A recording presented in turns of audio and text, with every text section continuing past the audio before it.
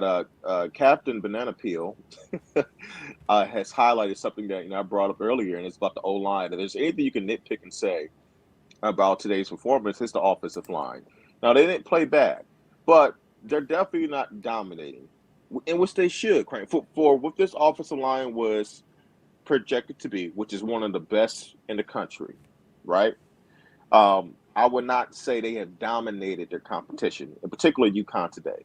They've looked meh, okay, you know, and that is something that has to get better, as the competition level rises. So, is it relevant today as much? No, but it will be later on as the season continues to progress. And in terms of Cade being banged up, I know people want to unseat Cade and say, "Well, man, I'm sure Cade should be the backup. Give it to Warren." With Cade's experience, game experience, he is a perfect backup. And I'll tell you this much: um, they still need him because the way JJ plays, he is one hit away from being out the game. Think about how easy Any starting quarterback is. any starting You know what I mean? quarterback, It any starting and quarterback, right? Yeah, mm-hmm. and for Michigan with the type of aspirations they have, let's say JJ go, on a certain RPO call, or maybe he's trying to extend a play with his legs, he pulls a hamstring, or he rolls an ankle, nothing serious, but just enough to compromise him where he can't play the rest of the game, or he has to miss a couple weeks. Well, I mean, it a guy like Cade McNamara is extremely valuable, with the kind of game experience he has. So, I think it's vital that whatever he's dealing with, that hopefully he heals up. And as long as he's on this roster, he is very, very important. He is very important because because of what Michigan is trying to do. If Michigan didn't have championship aspirations, then maybe not as much. But with the type of situation they're in, you got to have that backup situation solidified. Yeah, you just the thing it's insurance, right? It's like car insurance. Like you never want to actually use it. Like ideally, you'd never use your car insurance. But if you do have something happen, it's something good to have.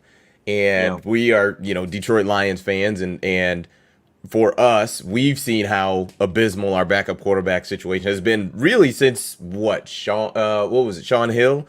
I mean, and that's might be what almost a decade ago that he was here.